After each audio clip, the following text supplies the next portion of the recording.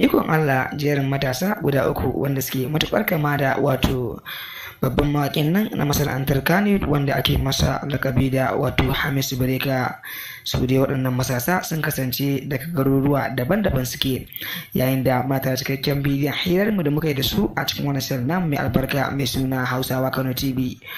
Su amma mai sauraro don Allah, idan wannan shine zuwanka na farko, ka danna mana subscribe, kana ka danna mana alama ƙararrawa don samun sababbin shirye-shiryen mu da zarar mun ɗora. Don ta haka ne idan ka danna subscribe kuma ka danna alama ƙararrawa, za ka samu sababbin shirye-shiryen mu da zarar mun ɗora. Cikakken batun muke tafiya shi a cikin wancan namu mai albarka.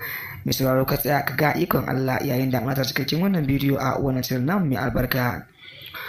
Yanzu za mu sako ma cikakken bidiyon mai sauraro, to amma kafin cikakken bidiyon dan Allah samu guri ka zauna ka ɗauki kunnuwanka, ga cikakken batun yana zuwa. Kafin cikakken batun dan Allah bari mu je talla mu dawo, mun gode. Hausawa Kano TV, tashar al'umma. Domin samun zafafan labarai kuma daɗaɗa sai ka danna subscribe, kana ka danna alamar ƙararrawa don samun sababbin shirye-shiryen mu zarar mun ɗora. To mai sauraro ga cikakken batun yana zuwa, mun gode. To mai sauraro, barkanmu da dawowa, barkanmu da mu da ku da sake saduwa a cikin wannan rana ta mai albarka, labarai da su kamar je kullum yadda muka saba kawo muku zafafan labarai. So yau ma wannan channel namu aku mai albarka mai suna Hausawa Kano TV ya leko wani zafin batu ne da ake ta trending a kan social media, kafar sada labarai ta wato YouTube. Jerin jarumai guda uku wanda suke matukar kama da wato jaruman nan na masana'antar Kannywood, mawaki a masana'antar Kannywood wanda ake masa lakabi da Hamisu Breaker. Abin zai baka mamaki ganin yadda jaruman suke kama da junansu. Dukansu mutum uku, akwai karami dan shekara 17, akwai kuma dan shekara 24, ko kuma wani dan shekara 25, yayin da mata suka ke bidiyon a wannan channel namu mai albarka mai suna Hausawa Kano TV.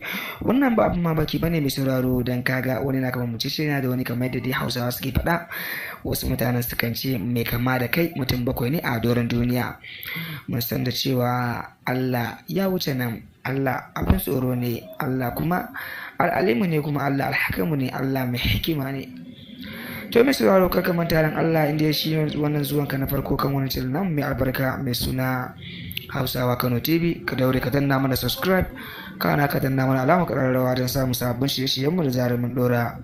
Mun gode kallon wancan nan mai albarka mai sauraro. Ka cikakken batun yana zuwa, mun gode. To assalamu alaikum wa rahmatullahi ta'ala barakatuhu mai sauraro.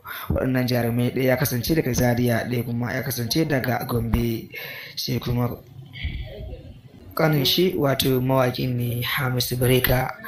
To mai sauraro ku ci bibin mu a cikin wannan channel namu mai albarka mai suna Hausawa Kano TV. Kar ku manta da danna mana subscribe, kana ku danna mana alama ƙararrawa don samun sababbin shirye-shiryen mu da zarar mu ɗora.